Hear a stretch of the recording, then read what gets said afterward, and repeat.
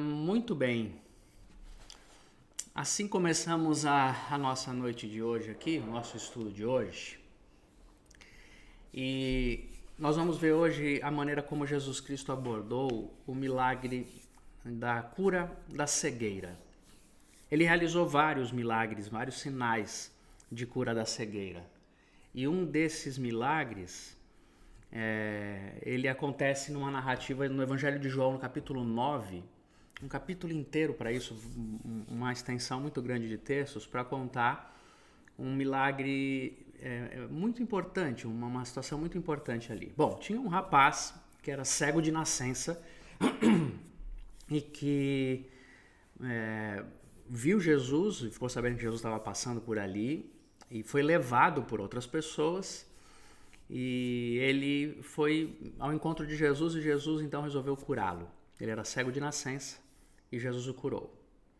Então, no meio da multidão, ele foi levado para um outro lugar, nem se despediram direito, ele acabou não tendo um contato mais profundo com Jesus naquele momento e foi voltando para sua casa, enxergando tudo. E Jesus seguiu o seu caminho. Acontece que quando ele vai chegando perto da sua casa, esse homem, todo mundo está maravilhado, a sua família está festejando, está todo mundo muito feliz, mas os líderes religiosos, o grupo de religiosos chamado de grupo dos fariseus, especialmente eles, junto com sacerdotes e as pessoas mais importantes da religião de Israel, foram questionar aquela cura. E estavam questionando o maravilhamento de todo mundo a respeito daquele moço. Ele era um cego de nascença, tinha sido curado e os fariseus queriam interrogar, saber o que tinha acontecido. Por quê? Porque, primeiro, a cegueira de nascença ela tinha era tratada de modo teológico, de modo religioso, como um castigo de Deus. Uma pessoa que nascesse cega, ela era castigada por Deus pelos pecados, inclusive, da sua família.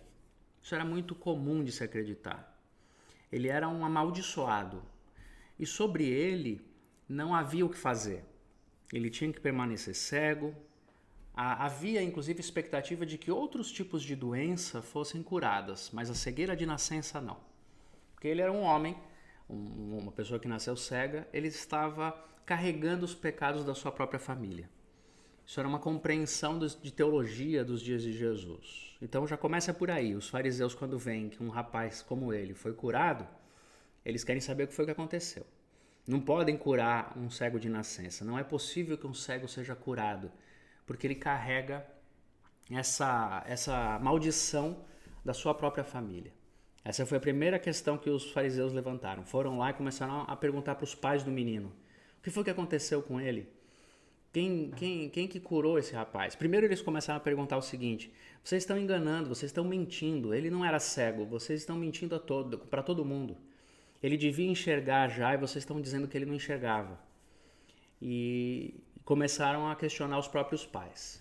Os pais daquele menino ficaram com muito medo do que tinha acontecido, porque eles sabiam que os fariseus, os líderes religiosos, podiam condená-los por crimes, a punições severas. Bom, não é à toa que por pressão dos sacerdotes e dos fariseus que o próprio Jesus Cristo vai ser crucificado. Então todo mundo tem medo desses homens. E eles começaram a negar, dizendo o seguinte: não, nós não sabemos de nada. Inclusive o nosso filho já é adulto.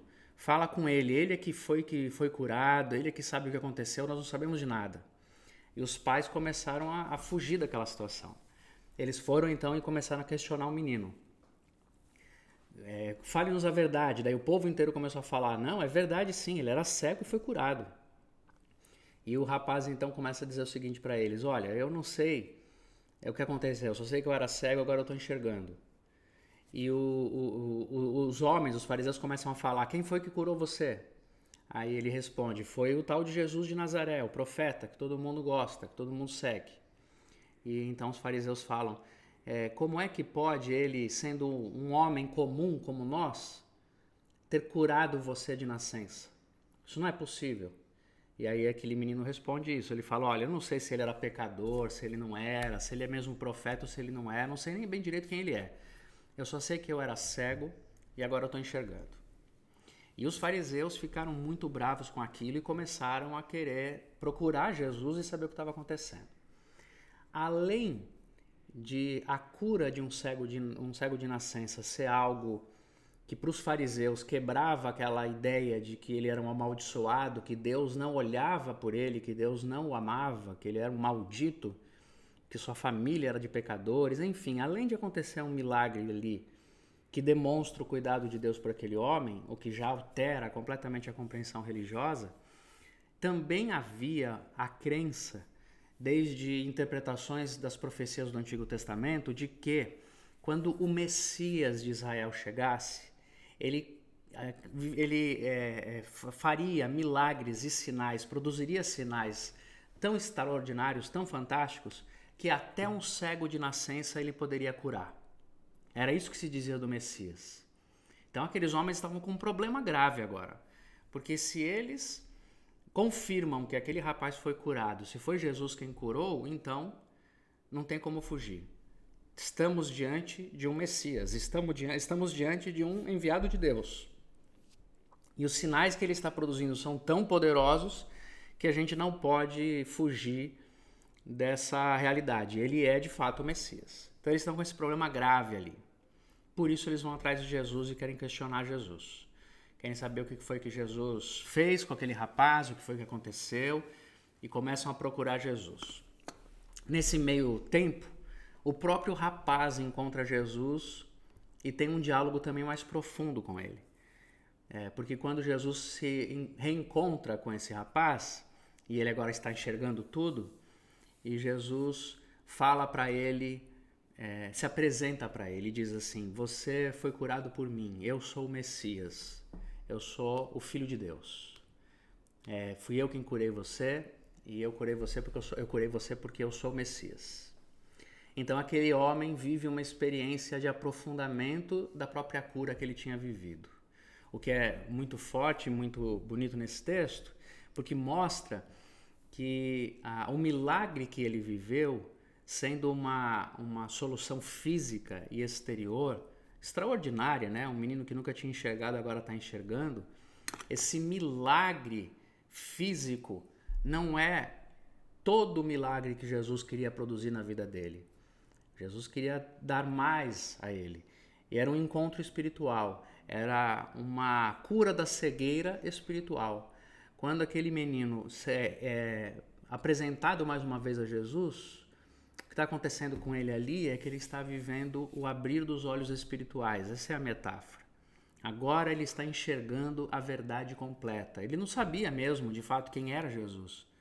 Era o profeta de Nazaré, mas ele não sabia o que estava acontecendo e qual era a profundidade de tudo aquilo. Então Jesus fala: eu quero que você enxergue de verdade, eu não quero que você enxergue apenas o que está fisicamente à sua volta. Eu quero que você enxergue com a alma. Eu sou o Messias. Depois de ter esse momento, esse reencontro com esse jovem, um pouco mais à frente, os fariseus encontram Jesus. E eles então começam a questionar Jesus. Com que autoridade você fez isso? Quem é você para fazer isso? De onde você veio? Por que você está fazendo isso? Quem deixou você fazer isso? Como é que você inverte a ordem de Deus? Se esse rapaz nasceu cego, é porque ele está pagando os pecados da sua família. Quem é você para fazer uma coisa dessa? E começaram a questionar Jesus. E Jesus respondendo a eles: eu sou o Messias, eu sou o Filho de Deus. Eu vim aqui, e ele usa uma expressão extraordinária. Ele fala assim: eu vim para devolver a visão aos cegos. Foi para isso que eu vim. Essa é a minha vocação essencial. Eu vim abrir os olhos dos cegos. Eu vim para os que são doentes e não para os que são sãos, os que acham que não tem doença. Quando Jesus usa essa expressão, os fariseus falam assim para ele: nós não somos cegos. Você quer dizer o que com isso? Que nós somos cegos? Nós não somos cegos, nós enxergamos muito bem. Nós somos descendentes de Abraão, nós somos descendentes da promessa, nós somos especiais. E aí Jesus fala um dos versículos mais fortes, confrontadores para todos nós, de uma maneira muito dura e com certa ironia e muito profunda. Ele fala assim para aqueles homens: se vocês fossem cegos, eu curaria vocês. Mas já que vocês não são, eu não tenho muito o que fazer por vocês. E dali ele se retira, vai embora e os homens seguem seu caminho. E essa abordagem de Jesus, essa expressão de Jesus é tão profunda, porque ele está justamente denunciando que aqueles homens não aceitavam a sua própria cegueira espiritual, não aceitavam a sua deficiência, não aceitavam o seu adoecimento existencial. Então é como se Jesus falasse para eles: se vocês aceitassem que não enxergam, como aquele moço que não enxergava, eu então curaria vocês, porque foi só para isso que eu vim. Eu vim para curar aqueles que são cegos. Mas já que vocês dizem que enxergam, eu não tenho o que fazer por vocês. Isso é muito profundo, porque obviamente Jesus está falando sobre essa compreensão de cegueira espiritual, sobre a incapacidade que a gente tem de enxergar a vida como ela é muitas vezes. E aqueles homens estavam dizendo: não, eu enxergo completamente bem, eu não preciso de nada, eu não preciso que ninguém me ensine, eu não preciso que ninguém me mostre o caminho, eu não preciso que ninguém me explique. Eles estavam vivendo ali o auge da arrogância humana. E diante de Deus, as pessoas que não alcançam graça, que não encontram a vida espiritual, as pessoas que não conseguem encontrar o seu cuidado, a sua cura, o seu bem, são só as pessoas que acham que não precisam. Porque todos aqueles que sabem que precisam, encontram em Deus o que precisam. Encontram em Deus a sua cura, e eu estou falando, obviamente, de um modo mais profundo, que é do ponto de vista existencial e espiritual. Então, quando os fariseus falam isso para Jesus, quando aqueles homens religiosos falam isso para Jesus, e Jesus responde desse jeito, eles estão ali denunciando a sua própria arrogância. O que era próprio desse farisaísmo que acontecia, nesse espírito fariseu que acontecia naqueles homens. Esse grupo chamado de fariseus fazia parte de uma tradição religiosa, um grupo de compreensão da teologia e do cristianismo. Uma ordem. A gente tem esses nomes, né, como os fariseus, a gente tem ordens assim, ordens religiosas que a gente conhece, por exemplo, a ordem dos franciscanos, ordem dos jesuítas, é uma ordem. Os fariseus são uma espécie de ordem religiosa dentro do judaísmo. E eles eram muito rigorosos no cumprimento da lei, eles eram muito engessados na sua religiosidade, eles eram muito legalistas no cumprimento de cada detalhe, de cada procedimento das cerimônias religiosas, e eles colocavam um peso muito grande em todo o povo. Eles cobravam muitos rituais, eles cobravam muitas obrigações, eles eram pessoas que apontavam muito o dedo para todo mundo, eles eram extremamente condenatórios, ficavam o tempo inteiro querendo pegar as pessoas no pulo, mas ao mesmo tempo também eram pessoas muito más. Suas práticas eram incoerentes com aquilo que eles pregavam. Eles praticavam maldades, eles extorquiam o povo, eles oprimiam as pessoas, eles tratavam com desprezo os pobres, eles eram pessoas arrogantes, prepotentes. Cada vez que no Novo Testamento a gente encontra essa expressão fariseu, nós estamos falando de um tipo de religioso que se levantava na sociedade para apontar os erros de todo mundo, para falar tudo de mal que as pessoas cometiam, mas que internamente, além de cometerem esse crime de ficar apontando o dedo para todo mundo, eles internamente eram completamente diferentes daquilo que eles cobravam. Jesus chegou a falar isso para eles claramente, falou: vocês são hipócritas, vocês colocam um peso sobre o povo que nem vocês querem carregar. Então eles eram extremamente hipócritas, rigorosos, eles eram maldosos, eles puniam as pessoas, eles ficavam de olho em tudo que todo mundo fazia. Eram terrivelmente hipócritas. Esse espírito farisaico é um espírito que está presente nas religiões, qualquer que seja ela. Nessa religião cristã, com todas as vertentes que a gente tem dentro do cristianismo, a gente encontra muitos com esse espírito farisaico, que é o espírito de gente que sempre acha que o mundo inteiro está em pecado e está errado, mas que ele, a sua família, a sua história, estão cumprindo todos os mandamentos. É gente que se importa demais com a aparência das coisas, gente que se importa demais com a religiosidade, gente que está o tempo inteiro querendo apontar o erro dos outros, mas não olha para si mesmo. E esse tipo de gente é a que mais distante está de Deus. Porque não existe possibilidade de a gente se distanciar mais de Deus do que quando a gente diz que faz tudo o que Deus manda. Essa pessoa que acha que sempre acerta, ela é a pessoa que mais está distante de Deus. E esse é um paradoxo, porque geralmente ela está dentro da igreja, ela está com a Bíblia na mão, ela está cumprindo os rituais, ela decorou as orações, as rezas, os sacramentos, ela conhece os religiosos, ela conhece a história da igreja, ela conhece a teologia, ela é respeitada, ela tem cargo, ela tem influência. Aí você olha para uma pessoa dessa, toda paramentada com a sua religiosidade, e você não vai dizer que ela está longe de Deus, pelo contrário, no nosso imaginário popular, ela está perto de Deus. Mas não existe alguém que esteja tão longe de Deus quanto alguém com esse espírito farisaico, que aponta os erros de todo mundo, mas que não entende, não aceita, não acredita, não confessa os seus próprios erros. Não existe maneira de você estar mais longe de Deus do que estar perto das coisas de Deus sem estar diante de Deus.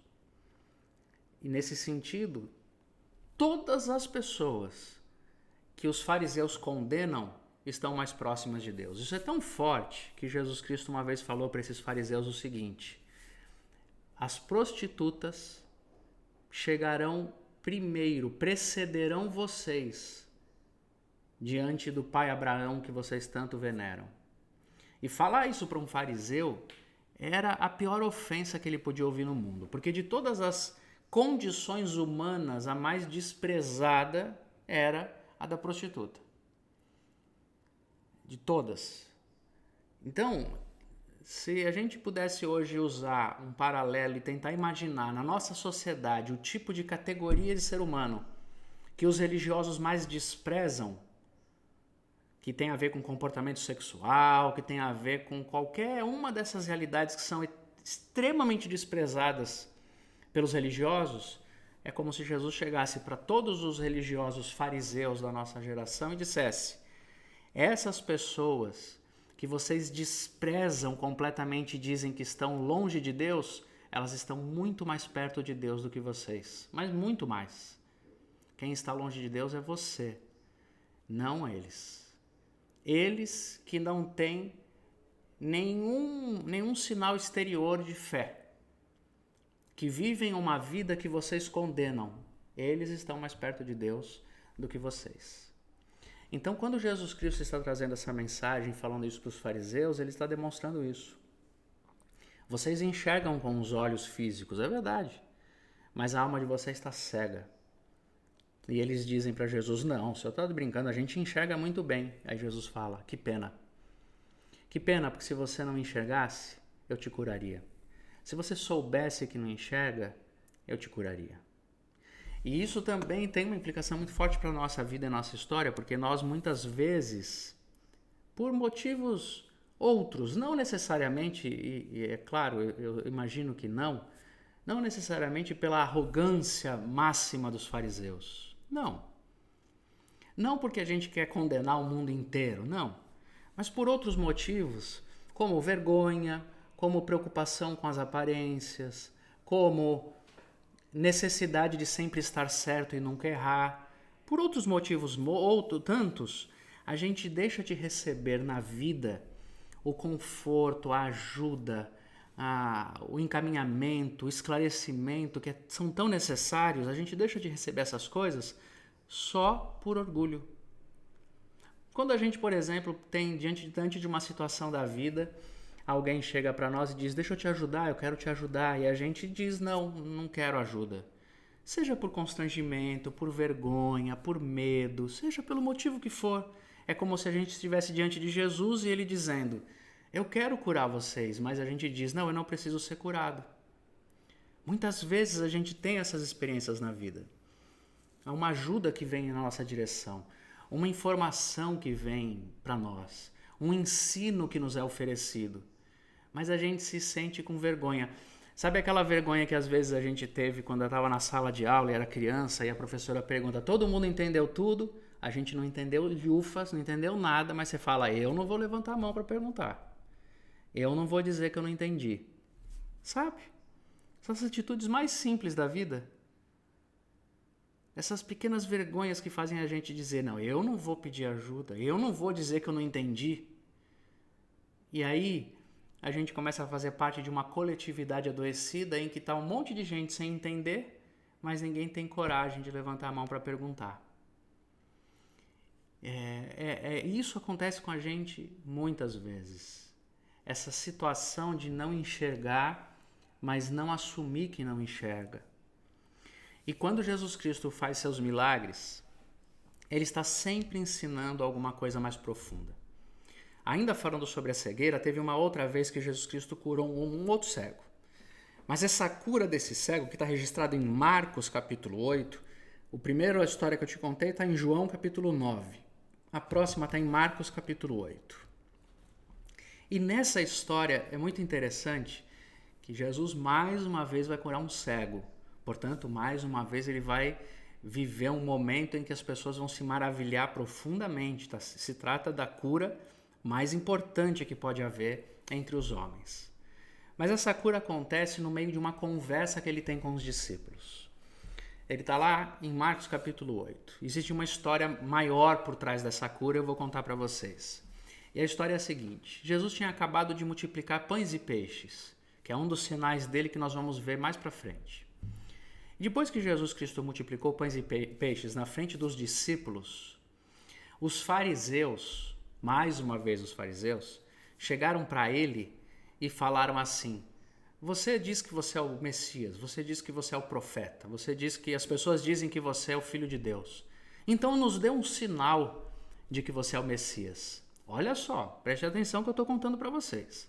Ele acabou de multiplicar pães e peixes para uma multidão de gente.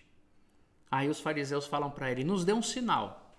Ué, qualquer pessoa que estivesse disposta, com o coração aberto, para querer entender Jesus, não precisa de sinal mais nenhum.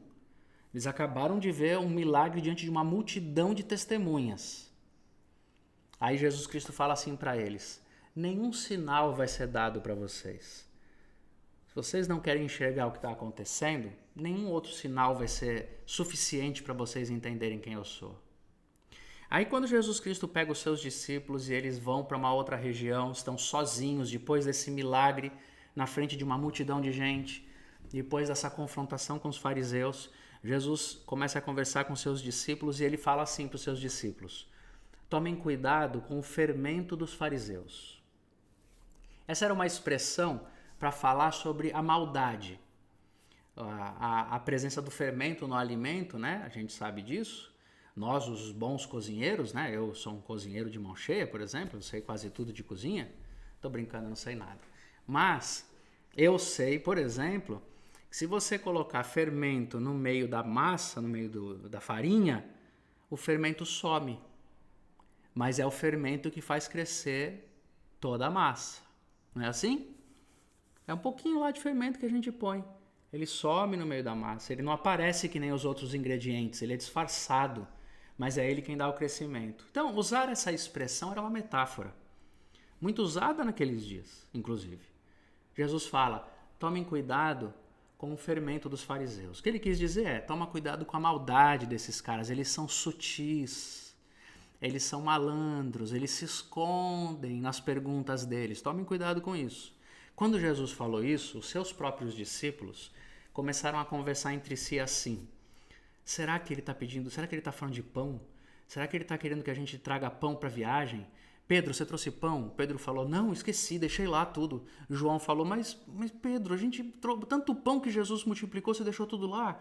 Aí o Tiago fala, caramba, ninguém trouxe, e se Jesus quiser comer? Você viu que ele falou de fermento? É porque ele está com fome. Eles começaram a entrar nessa loucura, nessa neurose, eles não entenderam nem a metáfora de Jesus. Aí nessa hora Jesus falou, espera um pouquinho, do que vocês estão falando? De pão? Vocês não entendem o que está acontecendo? Vocês não viram o que eu fiz? Vocês não conseguem compreender as coisas que eu estou falando de modo metafórico? Vocês não estão entendendo o significado disso tudo? Aí ficou um silêncio na conversa. E aí Jesus encontra um cego. Esse cego vem na direção de todos eles. E Jesus então faz um milagre curiosíssimo, que se a gente não entende o todo da história, a gente também não entende por que ele fez esse milagre desse jeito. Porque quando esse cego chegou, Jesus, e o cego pedindo, né, tem misericórdia de mim, me cura, Jesus se aproximou dele e pôs o dedo na boca, passou saliva, né, na boca, molhou o dedo, passou na terra, fez uma pequena gosminha assim de lama e aí passou nos olhos daquele homem. Usava-se muitas especiarias, muitos ungüentos, muitas misturas com óleo, com azeites, com temperos, na expectativa de que realizassem curas. Não é? Essas são as medicinas mais primitivas e tribais da humanidade. Isso existia muito. Quando Jesus usa o seu próprio unguento de usar a terra com a sua saliva, aquilo tem um simbolismo muito forte que nem é o mais importante do milagre, mas tem. É o simbolismo de que a ação sobrenatural de Deus, a saliva de Deus misturada à própria terra, ao orgânico, ao físico, vai promover a cura daquele homem. É muito bonito isso, muito profundo, que é a combinação entre a ação de Deus e a ação humana, entre o sobrenatural e o físico. Nessa combinação existe promoção de cura. De uma maneira muito simples, é como se naquele momento Jesus estivesse autenticando o exercício da medicina que a gente tem hoje, com todos os seus elementos físicos, com todo o seu conhecimento, com toda a tecnologia, com toda a farmacologia, com todos os acessos e todas as competências dos médicos, ao mesmo tempo com aquela fagulha divina de, através dos médicos, promover algumas curas que são até milagrosas, que a gente não sabe se foi Deus ou se foi o médico, que faz com que a gente ande com a humildade de saber que o médico não é Deus e ao mesmo tempo saber que Deus usa os médicos para curar os humanos. Isso é lindo, maravilhoso, está lá, naquela mistura. Mas Jesus passa essa mistura nos olhos daquele cego e então os olhos deles, ele abre os olhos do cego e ele pergunta, meu filho, você está enxergando? E aquele cara fala o seguinte, eu enxergo, mas está tudo estranho, porque eu estou vendo árvores andando na minha frente como se fossem homens como se fossem árvores, está tudo estranho e embaçado. Aí Jesus então pega a saliva, pega a laminha lá, a terra, faz o seu unguento e passa nos olhos daquele cego de novo. E aí pergunta para aquele homem, filho, você está enxergando? Aí ele fala, agora eu enxergo completamente. Agora eu enxergo tudo. Que curioso, né? Será que Jesus estava tão cansado que o milagre falhou? E aí ele precisava fazer em 2 etapas? Né? Será que foi isso? Estava cansado. Fez a primeira vez, falhou. Ih, falhei. Deixa eu fazer de novo para ver se está certo. Não, ele não fez isso. Ali, ele estava mostrando para os seus discípulos que mesmo eles, que já estavam andando há tanto tempo com Jesus, eram como a primeira etapa da cura daquele cego. Eles estavam enxergando, mas eles ainda confundiam muito as coisas. Eles começaram a ver a vida, mas eles ainda confundiam muito, muito. Eles já não sabiam mais o que era homem e o que era árvore, ainda não entendiam tudo.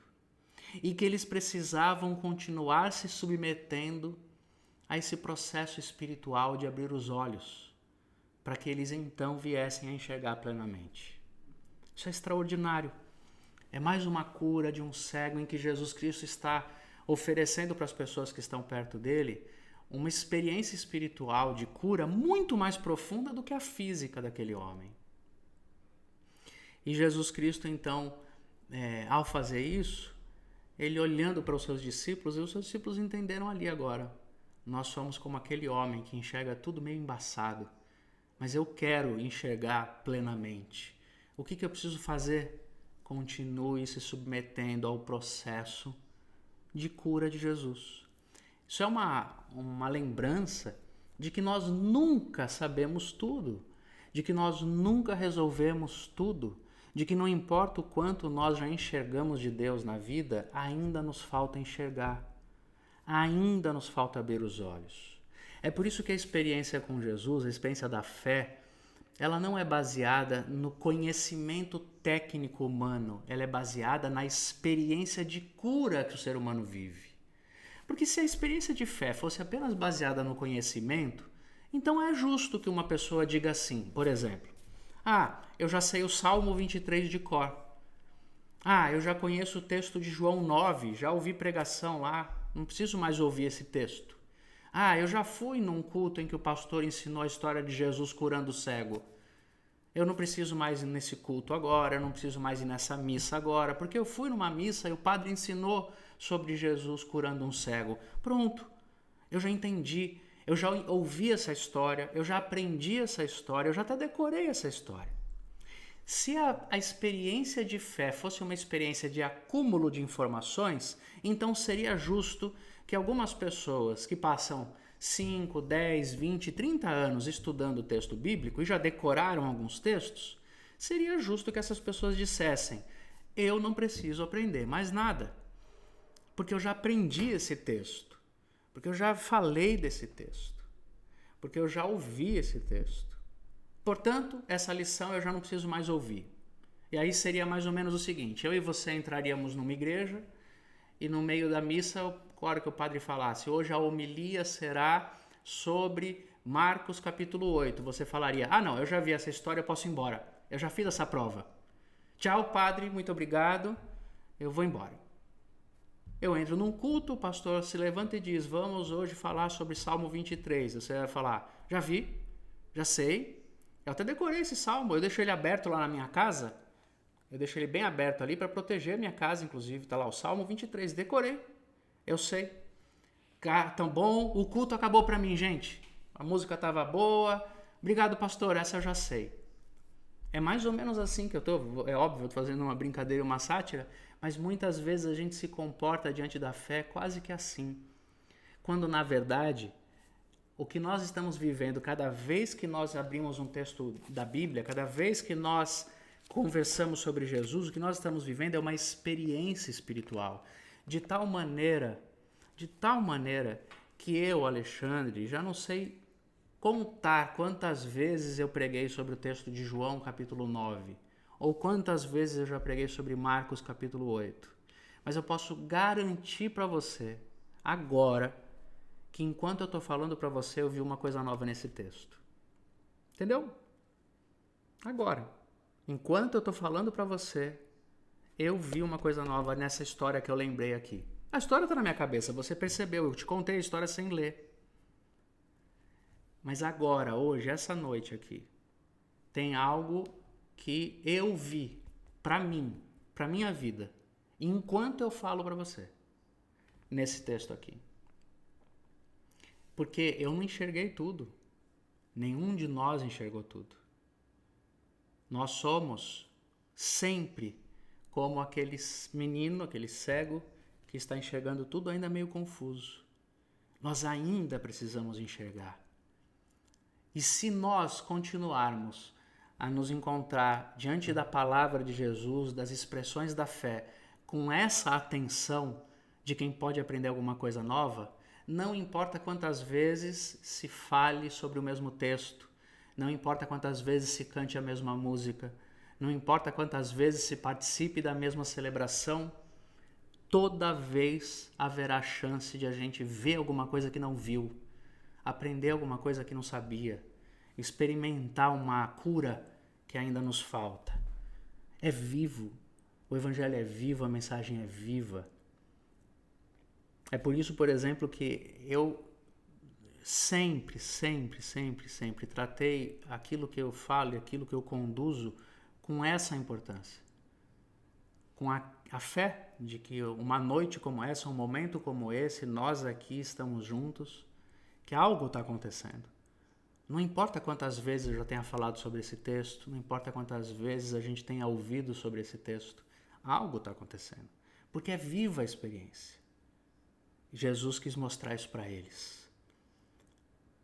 Quando Jesus Cristo falou para eles, vocês não estão entendendo ainda, aquilo não era uma palavra de bronca, aquilo era uma lembrança. Não se esqueçam. Cuidado com os fariseus, porque os fariseus se esqueceram. Os fariseus acham que não precisam. Entende o que Jesus falou ali atrás? Cuidado com o fermento dos fariseus. É sutil isso. É muito sutil. Cuidado, não seja arrogante. Não pense que você sabe tudo. Não pense isso. Não pense que você já enxergou tudo. E a última história de milagre que eu tenho para contar hoje, de cego, é um chamado cego Bartimeu, que ficava a caminho, mendigando, pedindo esmolas. E aí ele começou a ouvir o grupo, uma caravana de Jesus aparecendo ali, passando por ali. Uma pequena multidão de gente passando. E as pessoas falando, se acotovelando para chegar perto de Jesus, andando, fazendo barulho. E então aquele homem, aquele cego, começou a perguntar para quem estava por perto: quem que está passando aí? Quem que está passando aí? Alguém disse: é lá o profeta de Nazaré, aquele tal de Jesus. E aí quando ele falou isso, o cego começou a gritar assim: filho de Davi, tem misericórdia de mim. Jesus, filho de Davi, tem misericórdia de mim. Mas a multidão era tão grande que as pessoas começaram a falar para o cego: fica quieto, você acha que ele vai te ouvir? Vai te ouvir coisa nenhuma. E ele começou a gritar: filho de Davi, Jesus, filho de Davi, tem misericórdia de mim. Começou a usar essa expressão. E essa era uma expressão muito importante na história dos judeus, porque o que se acreditava era de que o Messias seria descendente de Davi. Usar a expressão filho de Davi é dizer: eu reconheço que você é o Messias. Mas aquela pequena multidão não estava falando para ele que era o Messias que estava passando. As pessoas estavam dizendo para ele assim: quem está passando aí é o tal profeta de Nazaré. Estava todo mundo encantado com o profeta de Nazaré, mas pouquíssimos já tinham entendido de que era de fato o Messias. Mas aquele rapaz, aquele cego que está no caminho, ele entendeu que Jesus é o Messias. E o paradoxo aqui é: enquanto aqueles que enxergam, não aqueles que veem fisicamente, não enxergavam espiritualmente quem era Jesus, o que não vê fisicamente já tinha enxergado que esse tal de profeta de Nazaré era o Messias. E quando ele começa a gritar: filho de Davi, tem misericórdia de mim, Jesus para a caravana e fala: opa, peraí, estão me chamando aí. Todo mundo: como assim? Estão te chamando? Está todo mundo te chamando. Aí ele para todo mundo, se aproxima daquele homem e pergunta para aquele homem assim: o que você quer que eu te faça? E aqui se desencadeia um processo muito bonito, muito forte, muito profundo da relação de Jesus com aquele homem e com a nossa vida também. Primeiro é que esse texto nos ensina essa verdade profunda da vida, que enxergar é com a alma, não é com os olhos. Tem muita gente, e nós vemos fisicamente, mas talvez não enxerguemos a vida como ela é de verdade. E tem gente que não vê com os olhos, mas desenvolve tantas outras habilidades que consegue enxergar mesmo sem ver. Enxerga pessoas, ambientes, energias, mesmo sem ver. As nossas competências espirituais e existenciais, elas se dão num nível muito mais profundo do que a nossa capacidade de enxergar. É por isso que a gente consegue ver sem enxergar com profundidade, sem prestar atenção, sem notar. É por isso que a gente consegue ouvir, só escutar, sem dar ouvidos, sem ser atento, sem deixar isso calar, como a gente usa a expressão, entra por um lado e sai pelo outro. Então, a nossa capacidade, de fato, de assimilar o mundo está na alma, não no que é sensorial, não no que é externo, não no nosso olhar externo, nosso ouvido externo, nosso tato, não. A capacidade que a gente tem de absorver a existência está na alma. Já começa por aí. Segundo, que quando Jesus Cristo se aproxima daquele homem e fala, o que você quer que eu te faça? Ele está mostrando para a gente e para aquele homem, para todo mundo que está ali, a importância de um ser humano enxergar-se minimamente. Porque aquele homem enxergou que Jesus é o Messias. Agora Jesus queria saber se ele se enxergava. Por que ele perguntou o que você quer que eu faça? Para qualquer um de nós, naquele momento ali, seria fácil saber o que aquele homem queria. Ele é cego. O que ele quer? Enxergar. Ele quer enxergar. Todos os cegos iam na direção de Jesus porque queriam enxergar. Essa é a doença dele. Como é que ele não vai querer isso? Mas, além de ser cego, ele era um mendigo. E ele vivia da sua mendicância, inclusive por ser cego. Era o que lhe restava. Ninguém daria emprego para um homem assim. Não havia assistência alguma de Estado, de religião sobre a vida dele. Aliás, vocês lembram que a religião tratava ele como maldito. A religião, portanto, não se sentia obrigada a dar assistência a um homem assim. Ele era um homem desprezado. A sua cegueira o levava a ser mendigo. Então ele estava ali, mendigando, no meio do caminho. Quando Jesus chega para ele e fala assim, filho, o que você precisa? O que você quer que eu faça por você? Talvez aquele homem pudesse dizer para Jesus, eu quero uma esmola. Talvez ele pudesse dizer para Jesus, eu quero que o Senhor me dê uma esmola tão grande hoje que eu possa ir para casa mais cedo, que eu não precise ficar aqui até o final do dia. Quero que o Senhor me dê uma esmola, me dê dinheiro. Me dá dinheiro para eu passar o mês, para não precisar voltar aqui esse mês. Me dá dinheiro. Pode ser que ele não respondesse, eu quero enxergar. Sobretudo, porque se ele responder, eu quero enxergar, e se Jesus o curar, ele não é mais mendigo. Ele tem que procurar outra coisa para fazer na vida. Ele tem que sair dali. Porque as pessoas não levariam a sério um homem que, tendo todas as capacidades de trabalho, ficasse ali naquela situação. Nem hoje a gente respeita essa situação. Hoje a gente já tem um julgamento sobre estas questões. Quando a gente vê uma pessoa pedindo esmola, a gente olha e se a gente acha que ela tem condições de trabalho, a gente pensa, por que não está trabalhando?